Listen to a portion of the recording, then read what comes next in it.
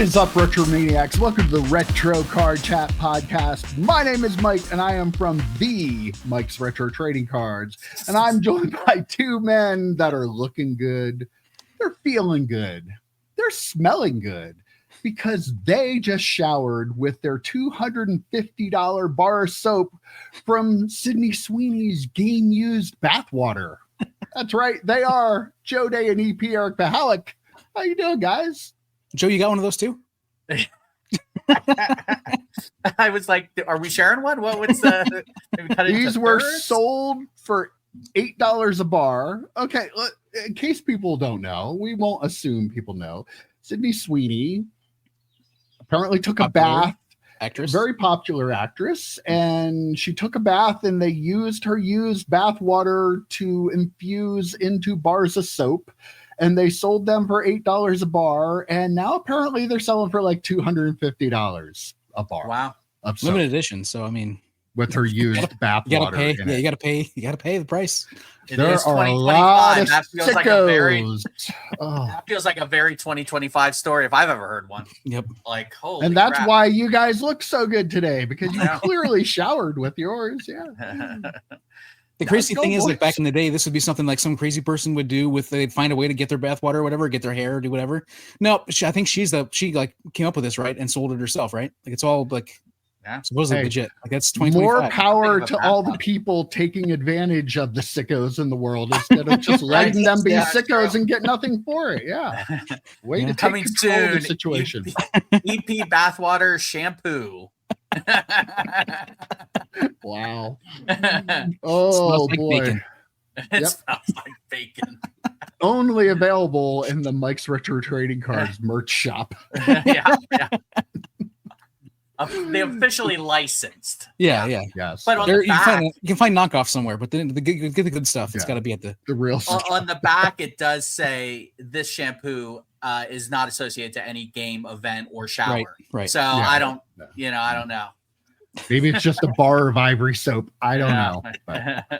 How's it going, boys? What's new and exciting? It's been a long time. I'm outside with Bailey. Bailey, say hi. Okay, Bailey. Hi, Bailey. Dude, she's like, why do you keep saying my name? I want to get the birds. Stop saying my name. I need to get the birds. Bailey, do you want to take over? Yeah, she's thinking about it. No, so are the viewers. Yeah, no, never. I mean, a couple, but whatever. Screw them. But no, I'm outside, old school style, because I have no air conditioning in my home right now, which is a kick right in the old nuggets. Not good for a fat guy. Not good for a fat guy in June. Or for you. Yeah, obviously. Not good for a fat guy in June or January for that matter. I don't know. It's just it's really stuffy in there. So I am outside where it is cooler. Got a nice little breeze. The birds are chirping. Mike loves the birds chirping. It's not distracting him at all. But yeah, new air conditioner should be here on Thursday. Fingers crossed. Or I'm going to be outside for a couple of other things coming up. But yeah, so here I am. But since I'm outside, since it's old school EP, got myself a beverage, an alcoholic beverage. I'm not going to say from where, because screw those people. But I'm going to crack one open, EP, if you don't mind joining me. No, I am in my post birthday pre-vacation detox. But when you said I'm having a drink, I was like, I can't. No man left behind. I gotta join in and have a little beverage here. So I'm going to crack open a beer. I had to go get it this morning, like I said. So here we go. He literally said, okay, I'm going to go get some alcohol because I have none in my house. So he went out to the local grocer, I'm assuming. And the detox doesn't work if I have alcohol here because I'm drinking it. So I gotta not have any here. So that makes sense. Yeah. But on a Monday morning, no less. No less. One quick thing I wanted to mention. So John from the Cheers break. I don't know if I should be giving out last names, but John from the Cheers break sent me an email this week, and this is really, really awesome. He took some of the base cards from the Cheers break, sent them to John Ratzenberger to autograph. And guess what? John Ratzenberger autographed them and sent them back. How cool is that? So the cards that we broke here on the channel, the Cheers cards, he got his base set and he sent a couple of them off to John Ratzenberger, sent me pictures. So very, very cool. I know our buddy Scott Spalding. I sent him a couple extra of the title card because Rittenhouse had like 5 card number 1s in every box. Make sure everyone got one of those. I sent him a couple extra of those from my case to send off. So hopefully he gets some autographs back too. But yeah, so that's pretty cool. It's cool that John reached out and sent pics of those as well. So I just wanted to do a little follow up with the Cheers break. I think that's pretty neat. And there is rumors that Rittenhouse is doing like a Frazier set. Oh, interesting. Possibly. So I guess there were some preview cards at the Philly Non-Sports Card Show a couple months back. So if you guys were interested in the Cheers break before, maybe the Frazier break would be for you too. So definitely keep an eye out for that. We might be able to do something like that for the channel. Hopefully I have air conditioning by then. Did John get ones signed to send to us, right? I was going to say, I need to get one of these. Yeah. They're coming in. Don't worry. Clearly. Yeah. Okay. I thought so. He did get 2. I was like, well, if you're going to send 2, you might as well send like 5 in. I don't, at that point, what's the matter? I'm thinking I would send one in. Like I don't have one of like a Joe. Do you have any extra John Ratzenberger cards? Do you have any leftovers? Yeah, I have plenty of Cheers cards I could send you, dude. Right. Now John Ratzenberger's going to be sitting there like, why the hell am I getting all these cards in the mail to sign? Yeah, say Mike's Retro Trading Cards sent you. Put that on the note. He's like, who are these people? Next thing you know, who are these Mike's Retro Trading Cards people? Jeez, maybe we could get him to come on the show. Like, yeah. Oh man. Even if he wants to yell at us, I don't care. That'd be great content. Yeah, that would be fantastic. Getting yelled at by Cliff would be a great title. Great. Yes. For a video. Yeah. What's new and exciting, EP? Well, I have one card that I picked up recently that I wanted to talk about a little bit. This is a Game of Thrones Inflections, like 2019 Rittenhouse Inflections stamp card. That's an actual stamp from the UK. There's only like 3 of these that have sold or been listed on eBay, and this is one of them that I got. So that's a SGC 95. So it's not like a 1/1 or anything, but they seem like pretty limited. And she's the Daenerys Targaryen, the one of the more favorite characters on the set. I just thought it was a really cool card. I saw it in an auction, and I was like bidding on it. I was like, you know what, I'm gonna get this. I got it for like I think $35, and they sell for like $7. I think it's for compare listed for $75 or $100. And so I'll probably put it in my case and list it really high. And if I end up keeping it forever, it's a Rittenhouse card. It's got a stamp on it, so it's kind of like Alan Ginterish, just kind of a cool card. And I just wanted to kind of show that off. Wait, Rittenhouse doing cool cards? Yeah, I know. Of, right? Yeah, right. We're Team Rittenhouse over here at this channel for sure. Right. And then this week, I got a package in the mail, and I went and checked my mailbox, and actually I had 2 packages. It's like, this is weird. One with it's like weird shape one I didn't recognize. And it was the weird shape one was from Joseph Day, from my buddy Joe Day up there. And it is a Three Stooges pack wrapper. Wow. For from 1966, I think you said 1965. Yeah. And just really, really wild. And I was like, with this completely, I had no idea it was coming. And then Joe texted me the other day. He's like, hey, did you check your mail yesterday? I was like, not yet. And I was like, running around or whatever. And so I checked it, and it's like, oh my gosh. And it's pretty wild. So, I just want to show it off. Why didn't he send you a PSA graded 10 pack? Because I'll tell you why I did. Because my buddy John didn't have one of those listed on his different John, by the way, from the Cheers break. He actually, though, that John also was in the Cheers break. Cheers breaks only for Johns. Anyway, that didn't sound great. But anyway, you're digging your own hole. I am. So my buddy John, the big Star Trek fan who I've talked about before on the channel, I go to his eBay page from time to time just to see what he has. I might pick something up from him or whatever. And he had that listed at a 99-cent auction. No one had bid on it yet. And I said, hey, how much do you think you're thinking to get out of this? And he told me, and I said, hey, pull that off. No one's bid on it. Pull it off. My buddy EP is a big Three Stooges guy. And once he heard it was for EP, he said, don't worry about it. And he just sent it to me. He had a package coming to me anyway. And he said, I feel like I know EP and from the channel, and just here you go. So shout out to John. That's awesome. Thank you, man. So he is a huge Star Trek fan, Mike, and you did mime shooting yourself when talking about Star Trek cards recently. So I don't know if you're going to get anything, but yeah, that's probably why. He had a bunch of Paul Heyman stuff, and I said, no, I'm not going to send Mike any Paul Heyman stuff. Well, screw you, John. I can't. But no, if something comes around like that he's selling that makes me think of you, like Three Stooges, and I have the gum too. EP, I'll definitely do a live stream. Yeah, this actually has the ingredients for the gum listed on it. I was going to tell you. So where's that? It's gum base, corn syrup, sugar, artificial flavor, and color. And color. 1966. This is one slab of gum, and then like 6 cards or 10 cards, or whatever it was. But yeah.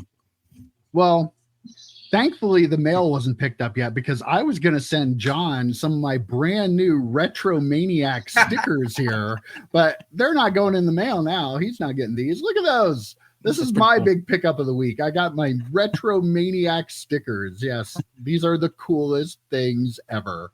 You want one, but you can't have one. These are all for me. I can't have one. No, can. Nobody can have one. I got them to give away to people, but I don't want to give them away because I just like them too much. They're just too cool. Look at that. I don't know. I might need to work on getting that logo to make a T-shirt so we can get sued. So yeah, yeah, that's what I'm concerned about.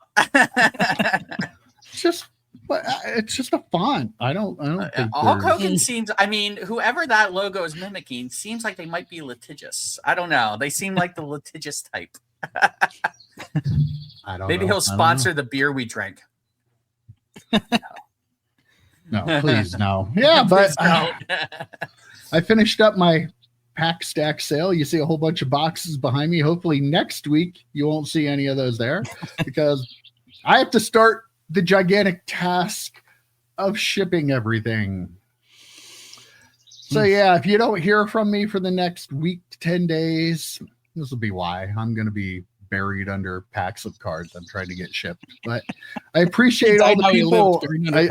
Yes, absolutely. But I had a successful sale. I had a high 80s participate in it, and just everybody had a good time. People love this. They love the opportunity to buy this stuff, which is cool for me, because I've said it before, like, I sold this stuff at the shop. Most of the stuff I sell in the sale, I sold at the shop. And it's really cool when I decide, okay, I'm doing this, to sit down and start looking at different products and checking to see what was in them. And I get a lot of stuff that has a chance to get an autograph that you probably aren't going to get, but still, if you're going to open a pack of 2012 Goodwin Champions, knowing there is a possibility of pulling a Tiger Woods, Michael Jordan, Wayne Gretzky, Mike Tyson autograph kind of makes it a little cooler, because you never know, right? And it's like buying one lottery ticket, buying 1,000. The odds aren't scratch offs there. Right. I mean, the great thing is that, if people try to buy a pack of these on eBay, like, you're paying, because the shipping and everything's going to be crazy. Mm-hmm. And so you're like, then you're stuck buying a box, which then they don't want to buy a whole box. Probably they can love this to sample a couple packs though. Like, I love it. I know the one big frustration you have though is you were sharing with us about how you wanted to open some of the products so much, and you're like, some of them you're hoping, like, maybe if they don't sell. 1999 Leaf Rookies and Stars, man, was calling all of our names. I'm pretty sure. I have a box of that, and I'm gonna rip it at some point on the channel, but haven't figured out when yet. But yeah, the Ionics and the Stadium Club Chrome football were the two that, when they were sitting there and I got done taking the picture, I was like, I could rip those right now and nobody'd ever know. So, was that 99 Stadium Club football? Yeah, they were both 99 Ionics and 99 Stadium Club Chrome. It was the only year they made Stadium Club Chrome football. Yeah, I think I need to get a box of that for myself. I really think I do. Do you need 2 rows of a 3,000 count box worth? Because I do have that. I probably need it to complete a set after I open my box. So yeah, let me know. Yeah, who doesn't need that? Yeah, I probably have a lot of those in a 99 box somewhere too. But yeah, but successful sale. I'm glad people participated. I don't know if anybody watching did, but if you did, thank you. And maybe I'll do another one. Maybe I'll never do another sale ever again. Sure. Yeah. Yeah. I've heard that before. It is a lot of work. So yeah, that's it for me. So guess we can get into it this week. Wait a minute. Mike, do we have a announcement for next or this coming Saturday? I don't know. Do we? Do we? Hopefully. I'll let you say it, but it's tentative. I have not confirmed it on my end yet. Oh, okay. Well, I just want to throw it out there because this is our only show that we would mention it before Saturday. So tentatively, guys, if you are interested, Mike has some time. We're thinking about doing a live stream on Saturday. So just throwing that out there to the universe. Hopefully I'll have air conditioning for it. Maybe. Or maybe I'll be doing it out here and getting all crunked up on a Saturday night on my deck. That's completely possible too. But yeah, fingers crossed. EP and I are free, but Mike, you're checking with the significant other to make sure you are. But so fingers crossed. Amy says yes, but it's Father's Day weekend, so I mean, we'll get to see what. Yeah, you guys can text her if you want and ask her if I'm allowed to do a live stream. I'll message her. Can Mike come out and play on Saturday night? Yeah. Maybe it'll be more effective if you guys ask. I just don't know if there's something going on that I don't remember about. I should be okay, but I can't 100% commit to it yet. But hopefully everybody soon. Everybody message my wife and tell her that you want to see a live stream. That would mean we won't get a live stream. Nope. Yep. Because if she gets that, maybe just a couple people text her or message her. Maybe. I don't know. Fingers crossed. Okay. Well, I want to talk about Frank Gore Jr. this week. We actually sent this around in our text thread a couple weeks ago, showing the Frank Gore Jr. autograph out of Topps Chrome Football. It was just an FGJ that looked like it was written by a toddler, right? Mm-hmm. But the story doesn't end there. It's not just a bad autograph. There was a video that came out this week showing other Bills players calling him out at a practice about how bad that autograph was. And Frank Gore Jr. was saying that he didn't sign that. It must be a fake. And somebody has that, let him know, and he'll send them a real one. The only issue is, though, and the other people were kind of really like going at him about it and making him feel a little foolish about it, which is a key part of the story, I believe. He actually has the same autograph in Sage as well, though. A lot of the sticker autographs on Sage look the same way. He did do Panini ones that were more of an actual signature. So while it looked at first that Frank Gore Jr. was saying that his autographs are fakes, I think it's pretty clear to all of us that he's full of it, and he was just embarrassed that he's getting called out for how awful the signature is, and he didn't want to admit to it, right? So it's one of two things. That's probably the most likely. Or he signed a few for, I don't know, like the time frame of when he signed the Panini stickers versus the Fanatics and the Sage stickers, because Sage usually comes out pretty early on. I'm curious, though, like, was someone from Panini watching him sign, but no one from Topps or Sage was watching him sign? Did his dad yell at him and say, no, you have to sign these better? Like, because Frank Gore Sr. has a great autograph. Mm-hmm.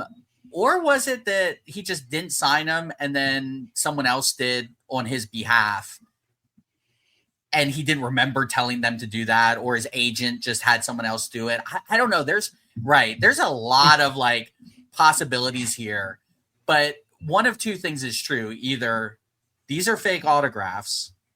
I'm using that term very loosely, right? These are either fake autos or players just don't give a shit. It's probably a little mix of both in most of these cases.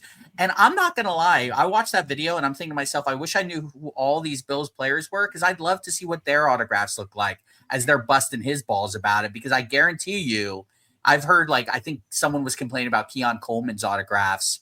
That was me.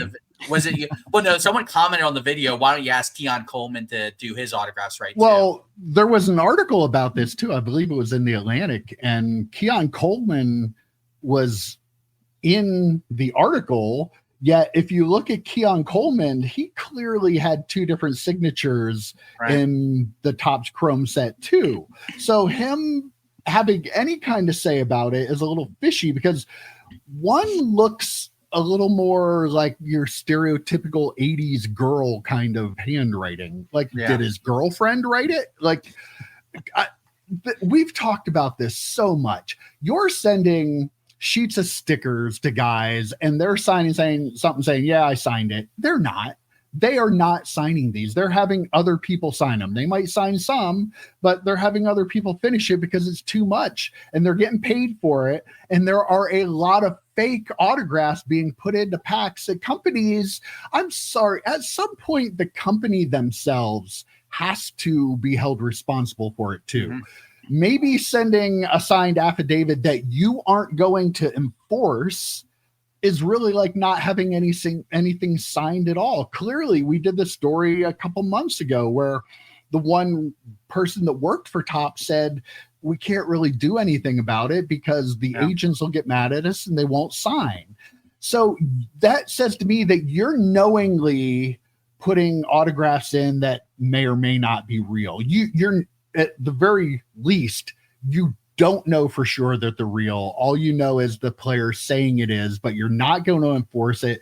At some point, the buck has to stop with Fanatics. We're going to take things over. We're going to make things better for collectors. Why don't you start by finding a way to make sure the autographs are real? I know it costs more money, but maybe have people go to the training camps and they set something up with the teams to have them sign in person.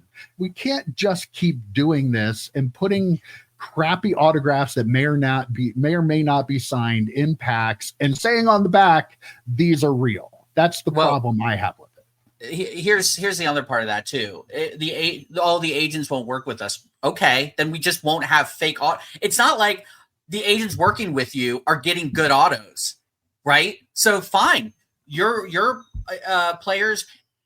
What's the worst that can happen? An agent says, you know what? You're making these players sign their own cards and their own autos. Then you're not going to work with these players anymore. Well, what are we getting from those players anyway? What does it matter? We're not getting real autographs. We're not getting their actual autographs. So, okay, cool. It's one less fake auto in a product.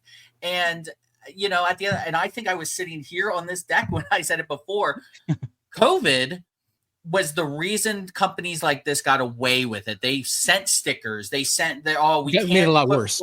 And they're like, you know what? We don't have to actually witness people doing this. We can just have them sign an affidavit. And I think COVID was like the thing that ballooned this out of control. We are almost 5 years past that now at this point. Put some more people in the mini camps, have rookie events like they used to have to get these players. Topps did it with the baseball prospects. Do more stuff like that, because we have no confidence. It's either the player doesn't give a shit or the player's not signing them and may not even know. Frank Gore, it's completely possible Frank Gore had no idea that auto was out there. It's possible that he just said whatever, or it's possible he didn't even know and in his brain thinks it is fake because he didn't actually sign them. He might not even know that they were signed. And I've seen people say this about the Anthony Richardson, the Caleb Williams, and all that. Oh, players change their autos over time. Yeah, 20 years over time, not 20 minutes. It's different autos from their senior year of college to their second year in the NFL, and sometimes not even that. Come on now, that's ridiculous. Yeah, I agree 100%. I believe in that article, Frank Gore Jr. said he was 99% sure that he didn't sign that or something like that. I was okay, he definitely signed it. You say, there's no chance in heck or whatever. There's no 100% chance that he's 99% sure that wasn't me. Leaving that 1% means he definitely signed it, or was definitely told somebody to sign it that way, one way or the other. He definitely knew they were going to be out there. And then the offering to sign it or whatever. That feels weird too. I think we were talking about this back in episode 1. I think again we go back to episode 1 that we when we were talking about Michael Rubin and about how they're going to have these connections and be better connected and be able to get the autographs and stuff like that. And does this feel like couldn't the NFLPA couldn't Fanatics lean on the NFLPA and say, listen, like these people need to sign their autographs correctly. Then you bypass the agents. Like the thing is, it's unfair for the people who actually take the time and put in the effort to sign all of them the correct way. Then to have these people, 2 or 3 people that think they are above the law, better than everybody else. You know what I mean? So I feel like that's something the NFLPA could lean into them and say, listen, you guys got to stop doing this.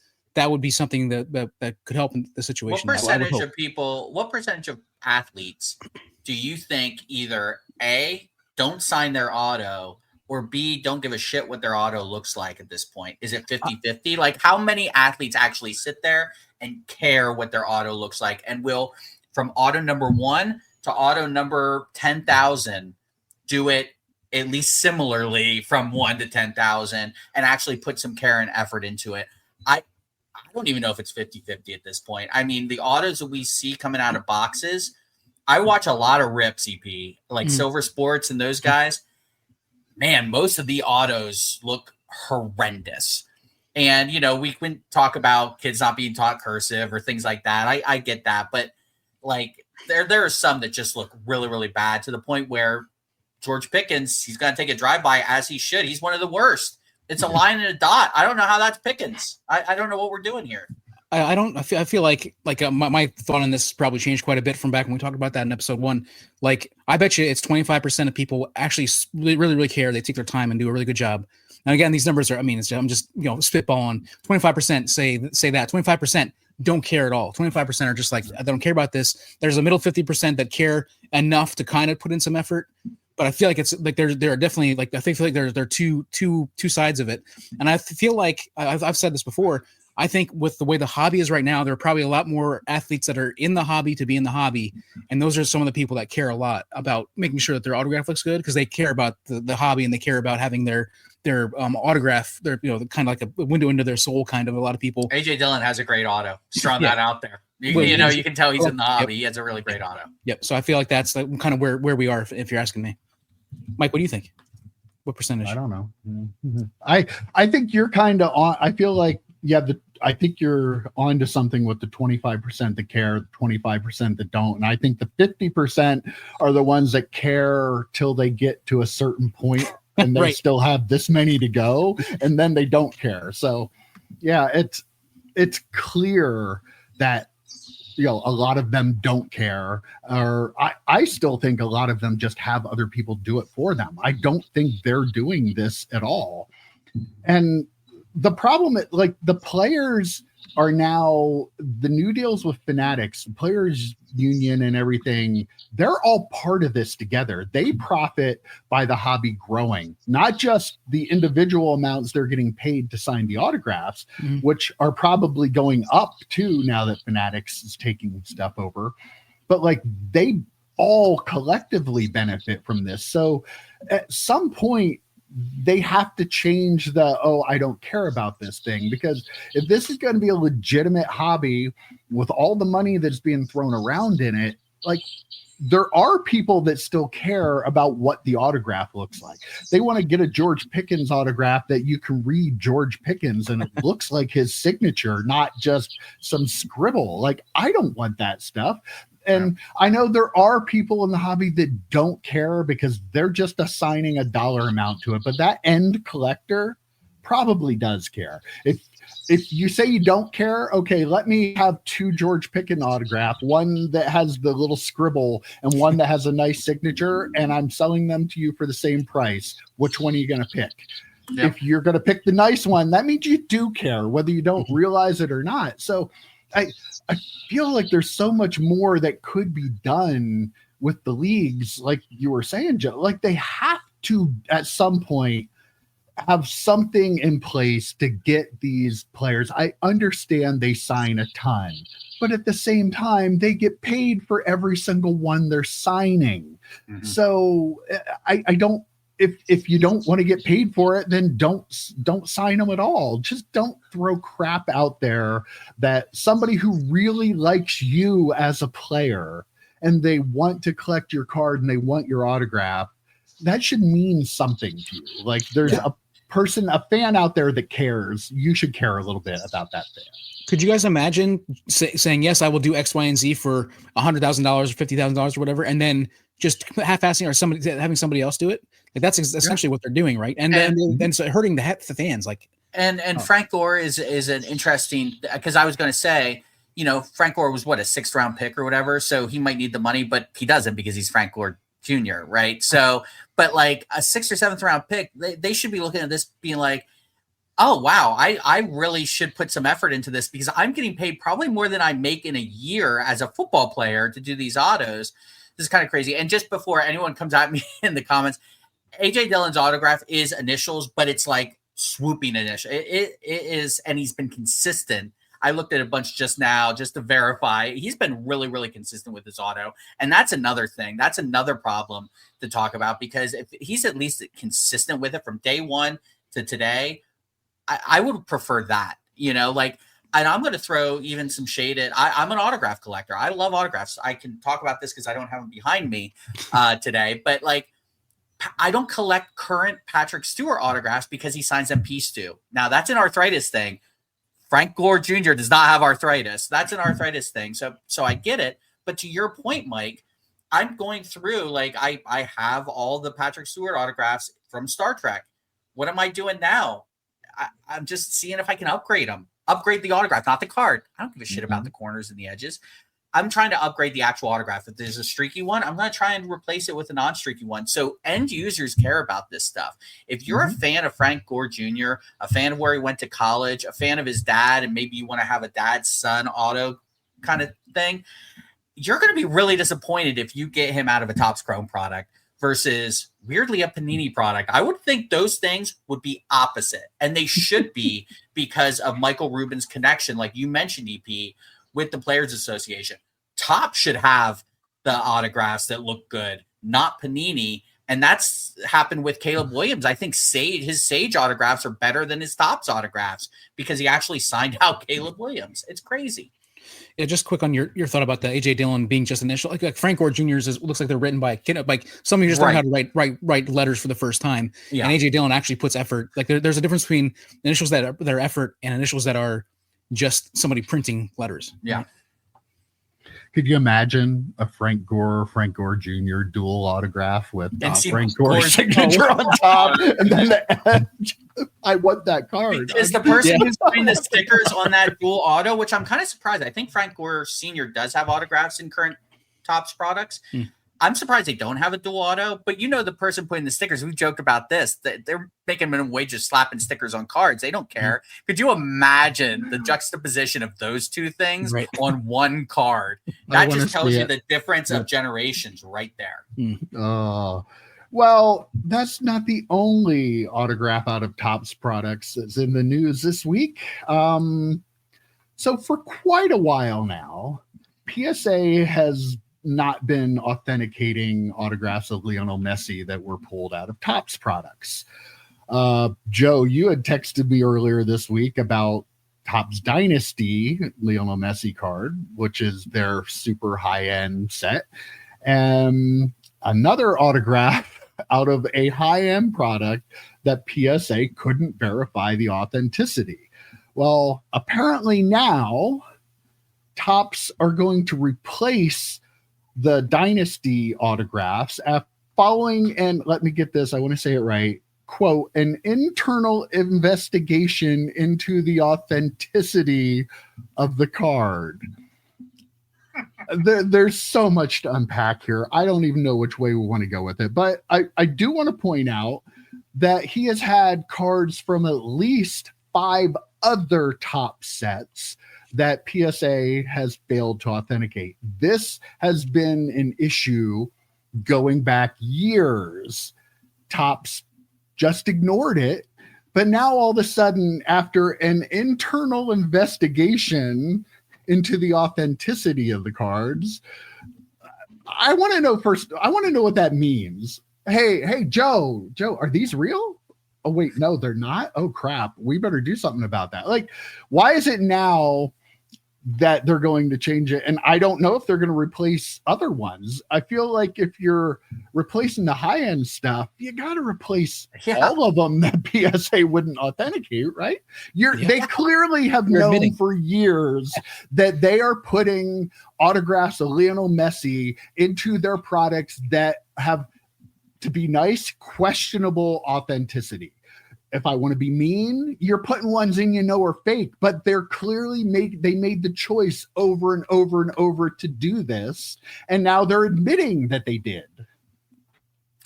Yeah, so this is how big of a story I think this is. Jeff Wilson was willing to say something negative about Fanatics. He did a whole video in his thumbnail, his ridiculous thumbnails with his facial expressions that he looks like an ass. Yeah, those. He actually said something negative. I mean, that if you watch the video, which by the way, this is how I watch Jeff Wilson videos. I want everyone to know this now. After Mike corrupted my algorithm, what I do is I log out of my YouTube, copy and paste the link to a Jeff Wilson video, watch it, and then log into my YouTube afterwards. I'm just saying that's how I do not want his content to clog me up. But yeah, he of course said some really nice things about Fanatics and put this on Messi, which sure, it's on Messi to a point. It's on Messi to sign his own shit, right? We can't say the same thing about Franco. It's on him to a point. But then to knowingly, because we obviously know they were putting fake autos in there because they were willing to say, oh, we'll replace those, to knowingly put them in, not just, and it doesn't matter what product it came out of. If you're putting fake autos in, you have some shit to answer for. But to put it in your highest end product, your flawless equivalent, right? Correct me if I'm wrong, guys. I don't do. I think it is. I think it is their highest. Like they have a couple higher end, but I think it's up there. It's definitely their flawless equivalent on card auto, and you're willing to replace it. Plus, then replace. I think it was a patch auto on top of that. So you have to create a new card, put a new patch. Like there's a process that they have to go through to replace this. For them to be willing to go through that process, and I'm guessing it's not a lot. It's probably less than a couple hundred of those because you have tens of tens out of 99. I don't know exactly all that they have, but it's not an insignificant amount of times Messi will need to sign his name to some of these high-end product cards. For you to admit that you are putting those in there, this should be one of the biggest stories of the hobby because you can't trust any single autograph that you pull from a pack anymore.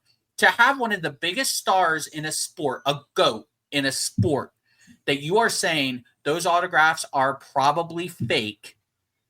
How is this not this is a fraud thing? Like you are saying that a Topps representative watched him sign these, which by the way, we can talk about representative, what that actually means in a bit, but you're having a Topps representative authorize that he signed these. What does this even mean now? Like I would not trust a single auto because people smarter than me who collect soccer cards, I do not. Apparently there is this they all kind of know. Like they can see, even though they look very similar, they can see the differences. So it puts everything into question. Absolutely everything into question. Is the third Manning brother signing Peyton and Eli's? Who knows? Maybe, I don't know. So yeah, this should be one of the biggest stories in the hobby. But guess what? In a couple of weeks, no one will care. We won't be talking about it. I do have a couple issues. First, there's no real source for this information. I don't think in that article that they're going to be doing it. So obviously they have an inside source from somebody, but there's nothing from Topps. And they no representative from Fanatics would respond to their calls or whatever. So I'm not questioning. If this was a story for my paper, we would not have run it because there's not enough meat there to really say, unless you have somebody on the record saying it, we wouldn't do that. That said, this is a little bit less of a thing than like a court case or something like that. So I'm kind of gonna let it go. The one issue I have, if you think they're like Topps employees, are like, which should we use the real Messies or should we use some of the fake Messies? Like there's probably the people putting the stickers on the cards. They can probably look and say, okay, well, these are the fake ones or these are the real ones. They probably knew that. But so then my next thought is how did this internal investigation work? Was Messi involved? Did they say, does Messi know that they know that he's been effing up these autos? Like that would be another question. Is he going to be like you said, Joe? Is he going to be the one coming in and signing these high end autos? That's another question. Are they going to actually get legit autos from him to fulfill his contract? And so I also have the Jeff Wilson Joe. Like it's still showing up in your normal feed. You're just because you're not watching it there, it's still showing up there. So you're still going to get inundated with it. Don't burst my balloon. Come on, don't burst my bubble. I want to make one point though, as the juxtaposition from this to the Frank Gore thing. Lionel Messi is worth $1 billion. I just Googled it. He is worth around $1 billion. Mm-hmm. He doesn't give a shit, which is fine. Mm-hmm. Don't give a shit. Just don't sign stuff anymore. Right. Just stop signing stuff. Like you have the money and Topps. You know what? Some of the Wemby autos coming out, some of the Wemby cards coming out of Panini that are not autographed have a lot of value. Like the Wemby thing kind of showed us a pathway to not having to just have nothing but autos as hits in these products. Panini did just fine with flawless NBA. They did just fine with Prism NBA. Just if Messi's not signing autos because it's beneath him at this point, just don't have these people sign autos. Say to them, check this box. Are you actually going to sign the auto? If you are, cool, we'll use them. If not, then fine. We don't need your autos in here because we can have some game use stuff in there. We can manufacture some 101s and use that. That's better than fake autos. And if you don't get that, then you are not a collector. If you think it's fine, whatever, then you're not a collector. If you're okay with a Dak Prescott auto pen auto, which was a thing that was happening back in 2015, 16, fine, that's cool. You're just trying to move cards. You're not an actual collector. I would be heartbroken if it came out that Patrick Stewart was not signing his own cards. That would destroy me as a collector. And I legitimately, though, would stop collecting. Like, that is something that would make me say, I'm done. And I would get out of it. You know, this is way bigger of a deal than I think anyone is giving it credit for. And that's even saying Jeff Wilson coming out and saying something negative about Fanatics. That's how big of a deal it could be, but I don't think people are going to be talking about it enough. Yeah, and what sucks, I think what sucks the most is Messi doesn't become a billionaire without the fans. And the fans, and again, the card collectors are probably a very small amount of those fans. But I mean, like that is still a section of your fans that made you become a billionaire, made you the most popular player in the world. Obviously, very talented, but you don't become a billionaire without having the fans. And like to think that he doesn't care about the fans in this small section of fans is upsetting. And let's not let people like Luka off the hook here either. Like Luka, one of the most well-known players in the NBA, one of the most mind-blowing trades of all time. His mom was signing his autos when he was first couple years in the league. How long were those stickers making their way onto cards? There might be stickers from his rookie year that his mom signed that are still making their way to cards right now. Like, I just like it pains me as an autograph collector. It just pains me to think that people are collecting fake autos and don't even know it. And Messi's highest selling card of all time was the 1/1 out of Topps Dynasty. So that sold for over $100,000 and it's not a real autograph. Like, how ridiculous is that? I have a couple other things too.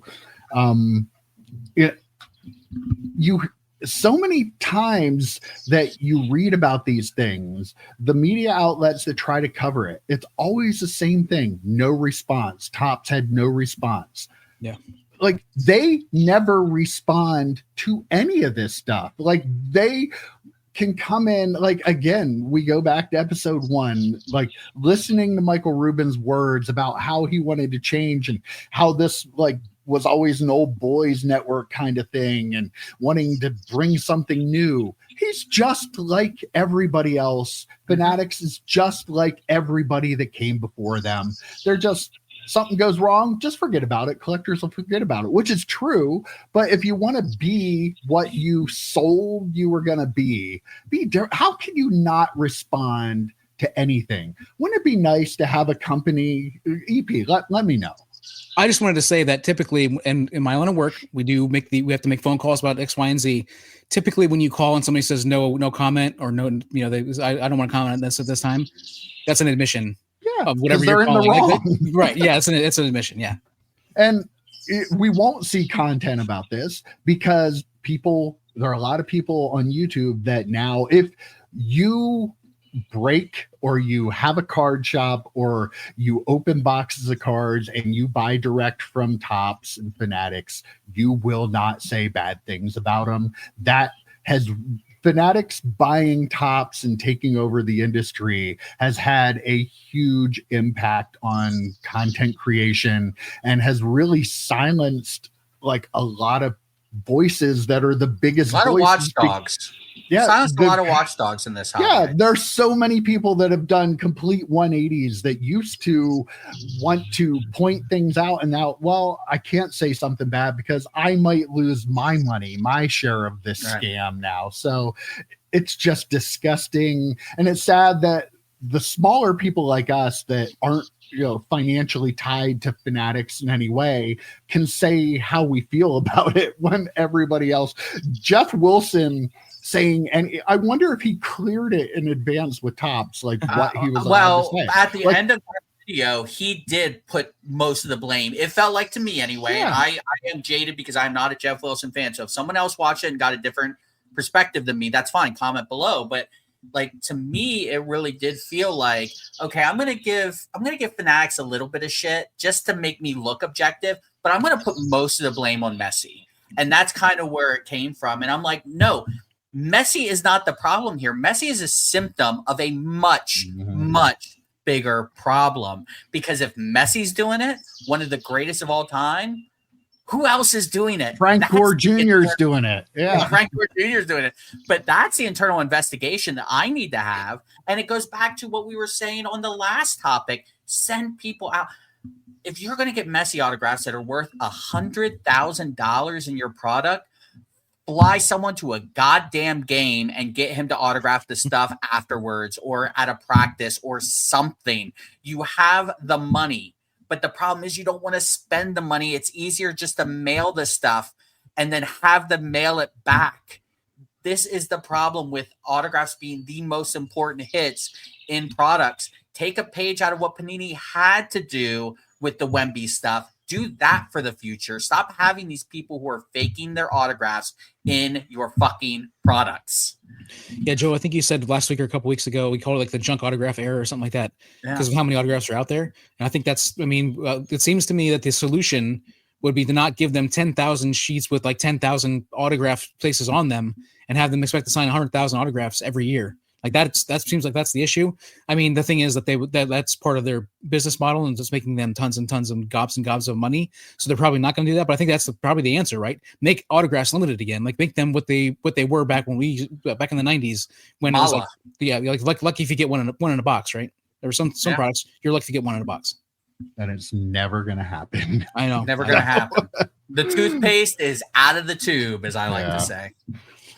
Well, if you're looking to buy some autographs, eBay Live is going on tour this summer. I told you guys this before we started. You're like, I don't know what that means. I hope you guys got your tickets already. I heard it's the hottest act of the summer. Can I ask one question? Yeah, go ahead. eBay is an online marketplace, right? Yes. Okay, go ahead. But it's eBay Live. You know, it's like when Disney did High School Musical Live, Disney takes their movies and TV shows and then they tour with it. So eBay is doing the same thing. Okay. All right. They're going to be doing a series of eBay Live events across summer from different card shops, from different events that are being held across the country, and from both the San Diego and New York City Comic-Cons. They're going to be running live sales from these locations across the summer. It's something different. I mean, I'm not a big, I'm old. I'll admit it to you right now. I'm old. So like the live selling thing, I've done a little bit of the watching and buying off that, but it's not really my thing. But younger generation is way more into this, but it's kind of a unique idea to be going around and running these shows from different areas. They're going like to some of the shops, I believe, of some of the sellers, bigger sellers that they have on eBay, and then some of the card show type things and the Comic Cons. It's different. So I'm not going to crap on it because it is something different. And I like that they're trying something different. I know Whatnot does stuff at like Comic Cons, I think. So I think that might be just a comic book thing. I don't think they've ever gone to comic shops and have done it other than like the Whatnot sellers who also own a comic shop. Right. Yeah. So, but for eBay to do it with cards and collectibles, I suspect it's not just cards. I think it's kind of cool. I like the Comic-Con things, whatever it is, that's probably not as unique because, again, Whatnot does it, but to have them go around different comic shops, I think is really cool. And we've talked about this so many times on the show about how we need to make sure like local comic shops are not like left behind a little bit with this new way we hobby. And for eBay to go, and I'm sure they're not the I can't think the Yukons of the world, mm-hmm. right? They're going to some place that have the capability to do that. But I could see, the bigger version of Mike's Upper Deck, the second location. I mean, maybe, you never know. I mean, that's so I think bringing in the local card shops, local collectible shops, I think is actually a really cool thing to bring some eyeballs there. But yeah, just something different. Try it and see if it works. And if it works and it's successful, keep doing it. If not, throw something else up against the wall. It's kind of like the Pacific thing we talk about. Just keep throwing shit against the wall. Eventually, you're going to get a cool card like we're going to see on 3 cards coming up. I don't know. There's potential there.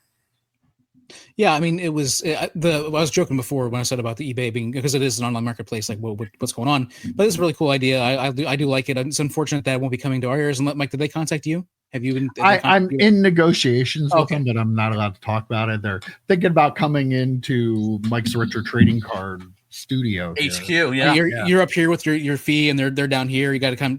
We're getting closer, but we're still off by a little bit. Yeah. No, I mean, again, like there are a lot of people who they're not necessarily a lot of people. There are some people out there who think that live selling is like the next big thing. And Mike, for as much as you say you don't do live selling, your Twitter sales are practically live selling. Like it's practically what it is. You're not doing auctions. So I mean, I feel like you very popular. You get a lot of people that that are in your sales and they're participating, even when they're not buying. And I think that's part of the deal. Again, this is also this kind of how breaks work, where this is their community, where we had the card shop. All of us had the card shop, and we became all good friends. A lot of people only have the breaking. They only have live selling, and I feel like so. I think this is going to take off. It's going to be a very, very popular thing. The eBay was on the road with eBay Live. What is the name of it? It's going on tour. On tour. Summer tour. eBay They're going to do like T-shirts, rock T-shirts and stuff with all the tour dates on the back. I'd take one of those. I would too, actually. They should do that. Maybe they will. Okay, guys. Well, one place they won't be going, and I have some really sad news, and I didn't want to tell you guys beforehand, but the Cleveland IX Center, the place where we were at last year for the National, will no longer be holding any more Nationals. It has held 8 previous Nationals, including the one we went to last year. But they're closing it, and they're going to turn it into a data entry center for a Fortune 100 company. The company hasn't been named yet, but yes, the IX Center in Cleveland, the home to many great memories. Pour one out. I'm not going to waste. I'm not wasting. Yeah, but cheers to that place. That was fun. That was so much fun, right? Yeah, it was. I mean, it could have been anywhere and it would have been fun. So I'm not particularly tied to the Cleveland Center, but I don't know if they would have brought the National back to Cleveland. There's a lot of, trying different places and new places. So who knows if they would have brought it back anyway. But we had a lot of fun there. It was a good time. We had a lot of fun in Cleveland. I don't think the actual center itself was great. Yeah, it was yeah. it was a center. It was a convention center. It was fine. It was whatever. They had like bar carts, which was kind of cool. Yeah. But for the most part, I mean, Cleveland, the town was fun, but yeah, the center was just four walls. Famously, Cleveland, one of Joe's favorite towns.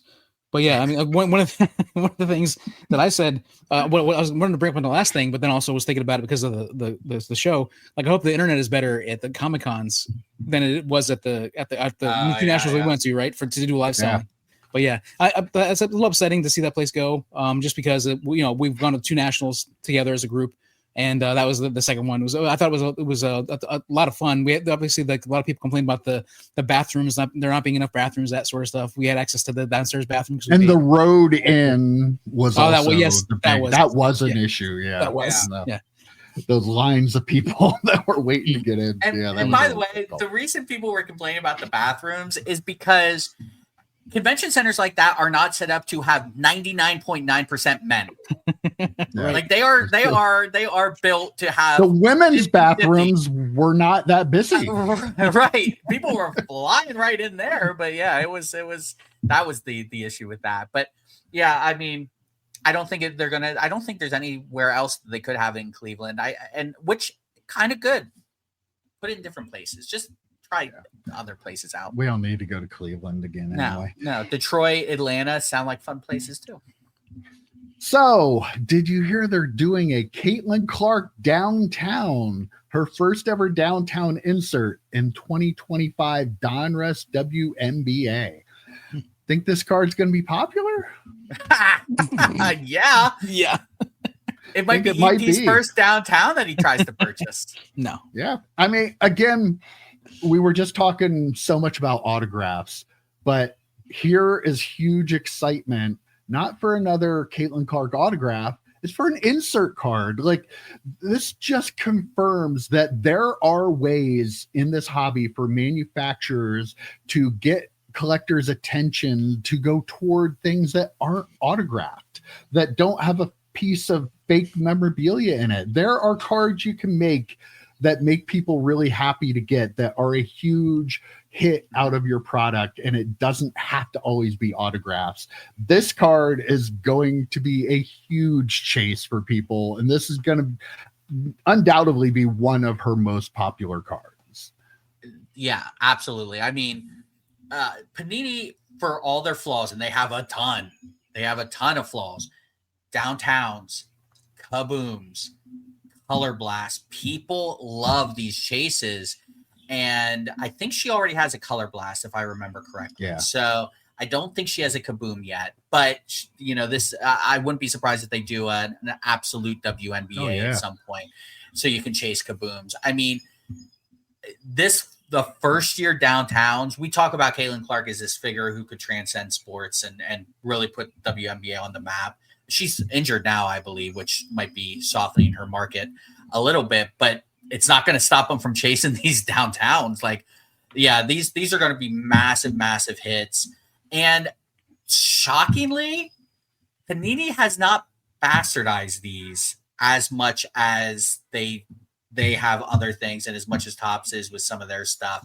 Like, they have a lot of downtowns, and they have the uptowns now, things like that, but they only have the unnumbered ones. Then they have the gold, and then they have the black. So it's like, shockingly, they have not numbered the shit out of these, which is kind of crazy.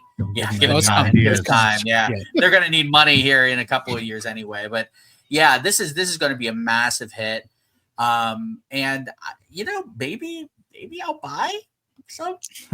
Well, it's nice that the nice thing about it is they're accessible to the average collector. You might not be buying one as a single card, but Donruss WNBA isn't going to cost you a fortune. You can find blasters and mega boxes at retail, and you can pull this card. Like, they're not so rare that, only that person that's a millionaire is able to get that card. Like, regular collectors legitimately have a chance. And that's what I like about this set. And that's what is cool. Yeah, her low numbered autograph stuff is what it is. It's very valuable, but this is something that is available to a broader market, and they have a chance. They're going to sell a ton of this stuff. Like you said, you might open it, Joe. I might. EP might. It's not going to cost a lot to take a chance to maybe get the card. And one last point I want to make, because it ties in with you, EP, is that like when we've gone back and forth about prices of Panini versus Fanatics and things like that, the one thing you always kind of hit me with is no one wants Donruss. Like Donruss is their low end product. No one wants it. And I don't know why it's taken me this long to say, actually, no, that's not true, because they can chase downtowns. Like Donruss, that's their thing. The downtowns, they're not the one auto you pull out of a box of Donruss generally isn't anything anyone cares about. It's that chase. Chuck and Ed open a lot of Donruss football on Silver Sport because Ed loves downtowns. And I know we're not huge downtown fans, but it'd be cool to pull one. I'm not saying it wouldn't be awesome to pull one. And these cards are like that perfect. They have value, but they're not so valuable that if someone was a Caitlin Clark fan and can't afford one of her autos, they could go buy a downtown this first year, which I think are going to hold value for the long term. If she continues to be what we think she could be, this first year of downtown, I think is going to have a good lifespan of value, but it's not so expensive that if you wanted to buy the single, it's unattainable. I think there's going to be enough of them printed that you could go out and buy one and not break the bank. Yeah, I think Score is more their like lowest end. I still love Donruss and the Raider Rookie logo. I realize that this is not the rookie product. This is the 2025 product. But they could. First thing I wrote down was, I think they could double print this card. They could practically make this a 1 per box card, and it's still going to hold value. It wouldn't be as much as some of the other ones, but I still feel like maybe a 1 per case. Maybe a 1 per case of Caitlin Clark would be okay. That might still be a double print. Actually, I'm not sure how. He's taking it to 1 per box. Yeah. Well, no, I'm saying they could, and because of who she is and because of the value of the cards, it's going to hold the value because it is the first downtown. There could be a ton of them out there. I still think it's going to hold value, and I think it's because of the popularity of the card and the player combined. I know that you guys know that I am not a fan of downtowns. They're the design wise. I've never liked them in pretty much in any way. There's never been one that I saw that I thought I should probably get that card. If I pulled one of these, it'd be very, very cool, but I would sell that to eventually get the Kaboom. I don't think there's a Kaboom yet.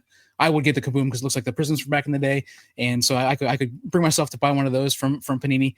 But I went to downtown. I think I think they're slow rolling these, right, because of like you said, Joe. They need to make money here in a few years, so maybe they do the downtowns this year. Maybe do Kabooms next year, and then who knows what they do. She's going to have a downtown from this point forward. But I mean, like introducing them as the new card. I made the comment they haven't bastardized them more from the perspective of they haven't like had a huge parallel chase with these where there's 1 out of 99, 1 out of 50, 1 out of 75 or whatever.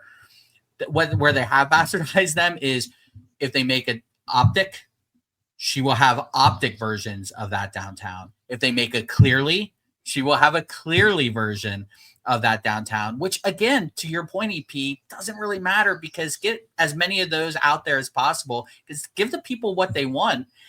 And I think they still hold a good enough value. If people were pulling one of those per box, think of how many boxes they'd sell. They would sell all the boxes, right? And I realize that is not the case. I realize that downtowns are not that easy to pull. I'm just saying, like if there is if the pull rate on the Clayton Clark downtowns are really high, they're going to sell a lot more of Donruss. Who's the rookie that just got drafted? Paige Beckers. Did she get drafted? Yeah, I bet you she has a. I bet you she has a downtown. Yeah, I bet you Caitlin Clark is not the only one in that checklist, and people are going to be pleased to pull any downtown because people love downtowns. Doesn't matter the player, doesn't matter the sport. People love them. You're not in the minority on this podcast, EP. Mike and I have made it clear that we are not huge downtown fans either, but there is a segment that just absolutely love them. Well, one player that does not have a downtown card in the WNBA product is Mickey Mantle. Wow. Good segue. What he does have in the I just wanted to throw this one out there. In the 2024 National Treasures, they have a cut autograph of Mickey Mantle, 1 of 1. The cut autograph is a cut of his 91 score card autograph. So they actually cut the 91 score autograph card, cut the autograph out of it, and put it into the National Treasures card. I'll tell you what, I don't have a problem with this. EP, come back. I'm going to tell you why. This is not the first time that this has happened. So why are we all freaking out about it? Rittenhouse has done this. I mean, they like, I honestly don't understand the problem. What's the difference where they got the auto from? Because the 91 score is already super limited. It's already a card that people like can't get, that people want to get. It's because that's already a card. That's already a thing. That's already like this super limited thing. Like, is it National Treasures? No, it's not. I mean, there's no National Treasures. It's still not National Treasures. It's still a 91 scorecard cut up. I would guess. I mean, it might have been cheaper for them to get an auto from somewhere else. It probably was. I wouldn't be surprised though if this was an auto that was just the cheapest they could find. No, you can. His autos aren't that much. You could have got anything that you could have cut and put on there instead of cutting a card, a pretty good card. You know what? I'm okay with Rittenhouse doing it because they do this kind of stuff. I would be okay with like Alan Ginter maybe doing it. The problem is, like, National Treasures is supposed to have like they're like the card auto should be from something. The reason that Ginter and Rittenhouse is because they do weird stuff with stuff like that, where Flawless is not supposed to do stuff like that. Flawless is supposed to have something else, in my opinion. So, wow, that was a really long way to get around saying Fanatics is awesome and Panini is terrible. You're ridiculous. You're completely ridiculous. At the end of the day, I have zero problem with it. They cut, like, if they would have put it in as a buyback, maybe that would have been better of an auto instead of a cut auto. But yeah, I think I bought less Panini products than you, so I don't want to hear it, young man. But yeah, I mean, I whatever. It's a cut auto. It's going to be a cut auto. It is what it is. All right. Well, at least Panini owns the score IP. So, like, kind of. That's true. That is true. Actually, that is true. All right. Because if it was from a Fanatics card, Panini would be getting sued. Right? Yeah, probably would be. Fanatics. All right. Well, let's close out this show with some May grading numbers. We've been talking about grading numbers. We've been spinning the narrative, and the narrative continues this month. The narrative being that trading card game non-sport, let's be real, trading card game grading is extremely popular. Sports card grading, not so much. For the month of May, PSA graded a total of 1.65 million cards. They are on their way to 2 million, and it's probably going to happen before we know it. CGC, by the way, the PSA number was up 21% from last year. CGC graded 570,000 cards, up 209%. There had to be something weird going on there. There's no way. They did have a special. They had a special going with like 1980 sports cards. Sports card special. Oh, yeah. Okay. Well, yeah. Like, just act like PSA never existed, and we got to a point where CGC was grading 570,000 cards a month. Oh, I thought SGC. SGC had the special. Oh, no. SGC. Sorry. SGC only graded 145,000, down 17% over last year. And some people think that this company is going to continue on independently. The numbers just don't bear it out. My over under of a year might be a little too high. Yeah, I might have to swap that to 6 months. Beckett did 59,000, down 1% from last year. But here's where it gets interesting. The breakdown by sport and trading card game. PSA graded 602,000 sports cards, down 30% from 2024. Wow. Not 3%, 30% down from 2024. Meanwhile, they graded, I jokingly said about this, they're going to be doing 1 million Pokemon cards alone. They graded 1.05 million trading card games, up 110%. And non-sports, Mike. And non-sports. Yeah. Up 110% over last year. They more than doubled the amount that they're doing. CGC did 177,000, up 631% for sports cards, and 393,000 trading card game, up 146%. Like, oh my gosh, these numbers. Meanwhile, SGC did 137, down 13% in sports cards over last year. Only 7K trading card game. 26K down 16% for sports for Beckett, and 33K up 16% for trading card games. But the train just keeps on rolling. There was just a new release, right? Another new release that came out in the last couple of weeks for Pokemon. So that number is going to go up again next month. I would be shocked if it doesn't. But the real story is the sports cards at PSA, 30%. I know, like, the trading card game and Pokemon especially is crazy right now, and it just something that I can't even make sense of, how a set that releases so little has so much graded. But the sports cards being down 30%, this is a thing that's happening, that everybody that wants to act like the sports card hobby is just going on. It's a machine. It's a snowball rolling down the hill.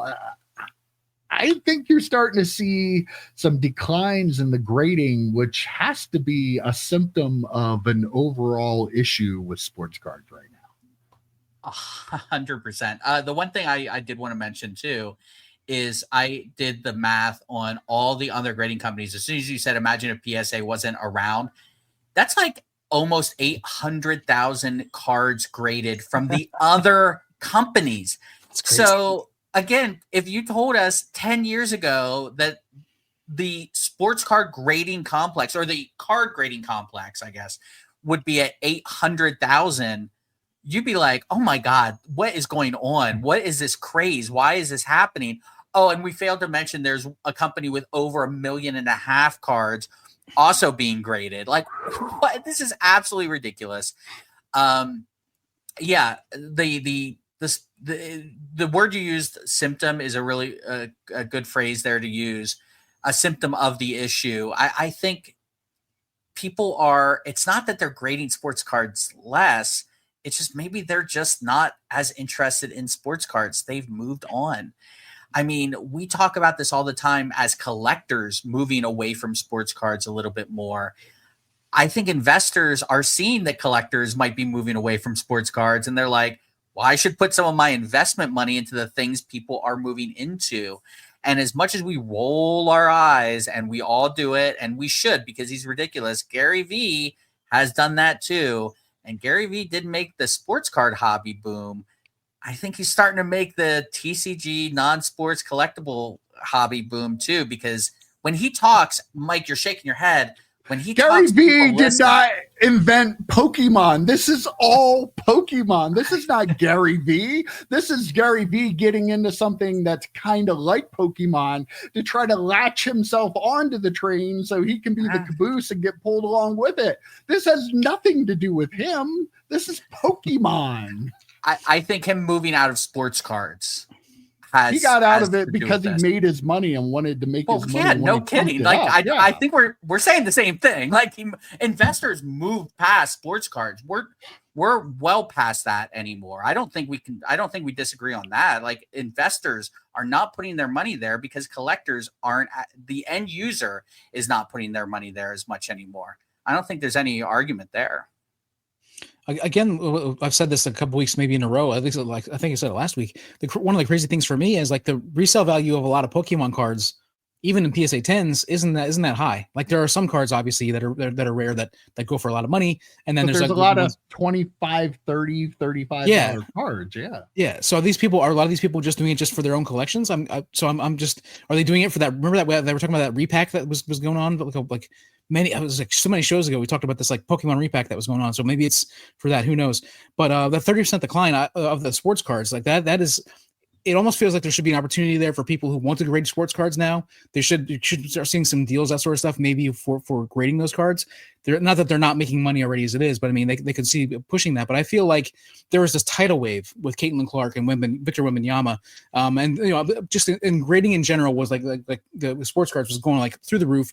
Then we got Wembanyama and Caitlin Clark. And I feel like maybe that tidal wave, this is kind of a recession of that tidal wave. They're still grading a crap ton of cards, right? I don't figure out the math is a number. Lot of cards, it's still sports cards are still being graded a ton of cards, but I feel like maybe it is a bit of I do agree that there are more Pokemon cards. There's definitely a push toward that, but I also feel like there's at least some sort of recession of that tidal wave that we saw. I think I do agree with Joe in that people who are just in it for money see it's way easier to make money flip it. Like Pokemon right now is sports cards back in 2021. You can that's why you're seeing all these. You just send them all in and you'll get enough back that you'll make your money on it. So the Water into Wine series that Alico 3 did. Remember, we used to watch Alico 3 all the time. He was sending in 1992 base cards, Topps base cards, and getting 10s, and he took a $2 card and made it a $25 card. And to your point, EP, if that's what they're doing in Pokemon, that's why. I mean, they can take a $2 card, spend $15 to get it graded, get a 10 and make their $10. And they do that hundreds of thousands of times, as it were, millions of times in total. And they're going to make money off of it. Yeah. Especially the ultra modern stuff, which probably is coming out. I guess the quality control is pretty decent. If the 10s are coming out of Pokemon as much as they are of the ultra modern stuff. It just crazy though. It's like I can't wrap my head around over 1 million trading card game in 1 month. And we get to 2 million, but PSA gets to 2 million by October, right? Like that's like I think so. Absolutely. Yeah, 4 months away. Yeah. That wouldn't surprise me at all. Yeah. Wow, crazy stuff. All right, guys. Well, I'm a retromaniac. I don't know if you guys are either, but wow, these would be great Band-Aids, wouldn't they? I was thinking more bandanas, but then you get sued again by the guy who had the original thing. I don't know. That's probably not going to work. If you tore your shirt off right now, that'd be awesome. I'm not doing that, but I mean, he can't now either. So Retromaniac is our thing. It has nothing to do with anyone else, and I don't know what you're talking about, but that's all we got for you. That was a pretty good show this week, and I will see you next week. Take care, guys. See you, boys. Adios.